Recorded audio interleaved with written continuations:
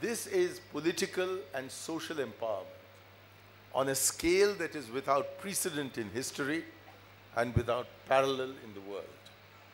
And yet, tragically, this is the first time that this district of Rotarians has heard these figures, although it's an existential reality.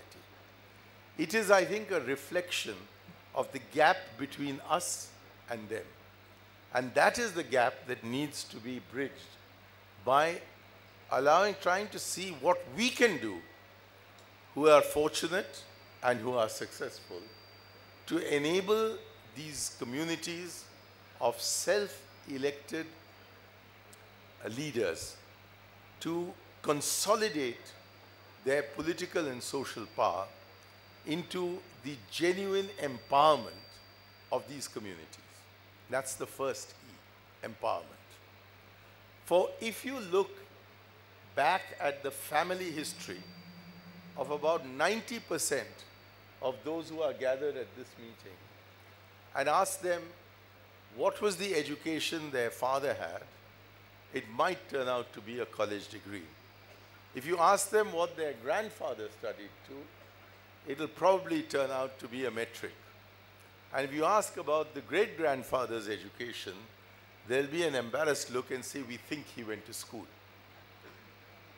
How then did this community of Rotarians get educated?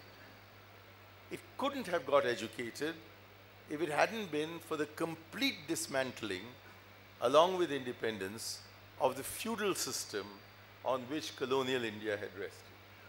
Not only were all the Maharajas, the princes, summarily integrated into the Union of India and therefore reduced to people with mere titles, but all large landholdings were or were supposed to have been abolished.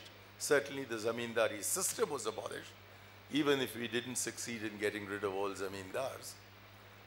Moreover, all our tenurial reforms were aimed at enabling the person who's actually farming the land to know that he's going to continue remaining there and will not be arbitrarily removed, thus giving him an incentive in making private investment in that land to increase its productivity.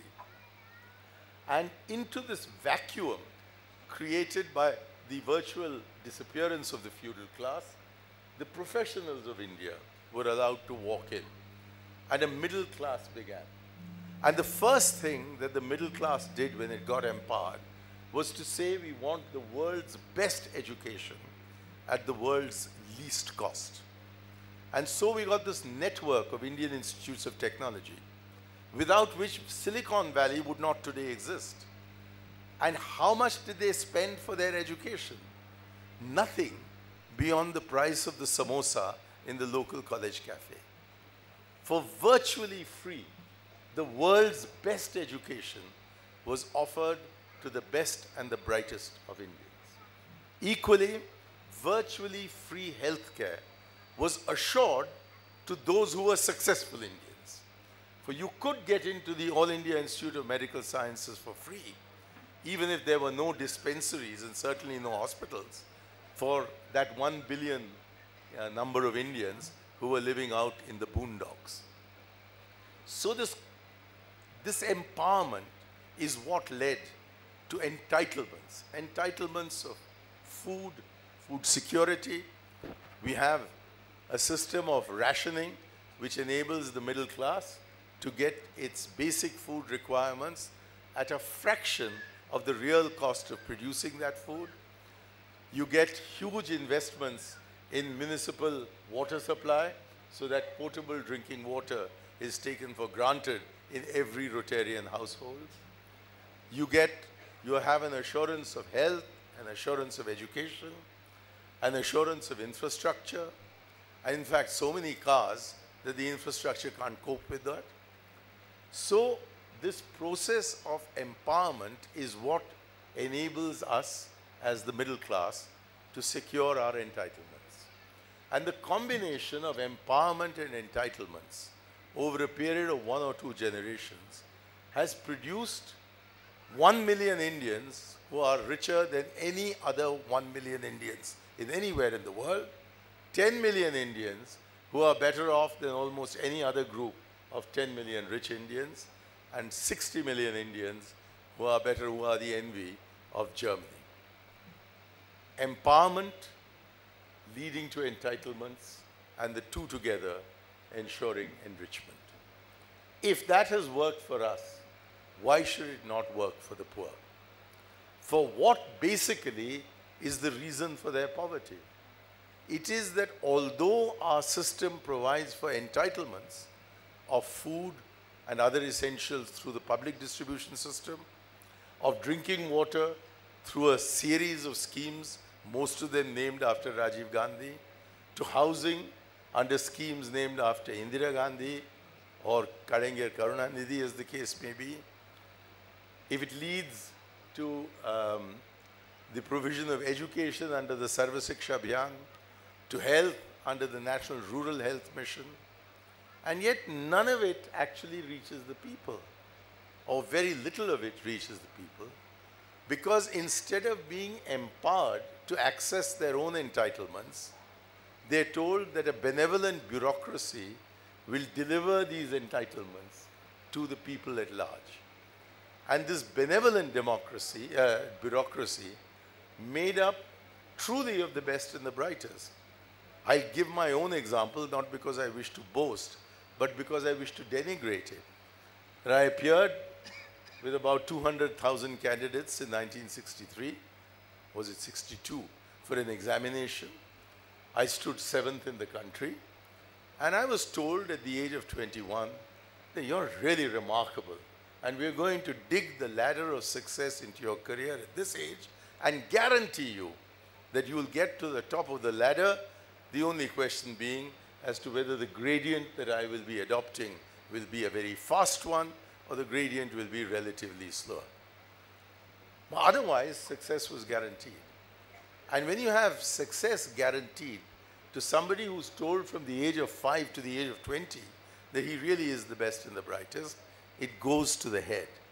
And when it goes to the head, arrogance, which is the principal characteristic of our bureaucracy, alienation from those whom they are serving, which is a secondary characteristic of our bureaucracy, and transience, that through the transfer process, they won't have to stay in any one place for very long. All of this combines to ensure that there is no vested interest on the part of the steel frame of India in actually serving the people.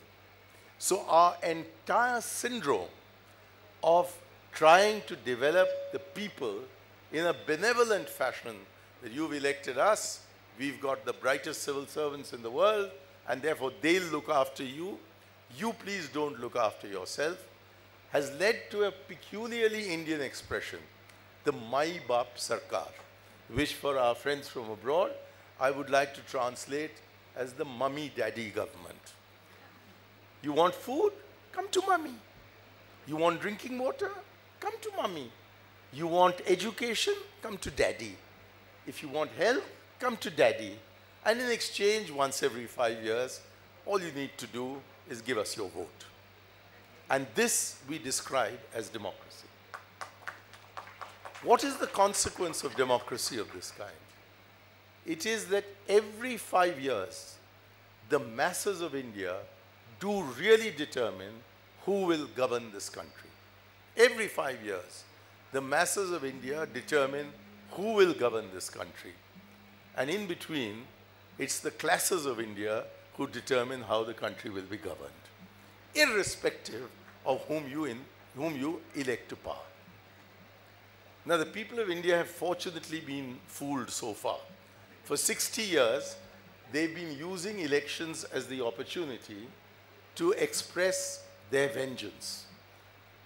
Anti-incumbency means in India that you throw out whichever is the government that you elected 5 years ago. And more importantly, even if you did bring back the government, throw out between half and 2/3 of those whom you elected last time.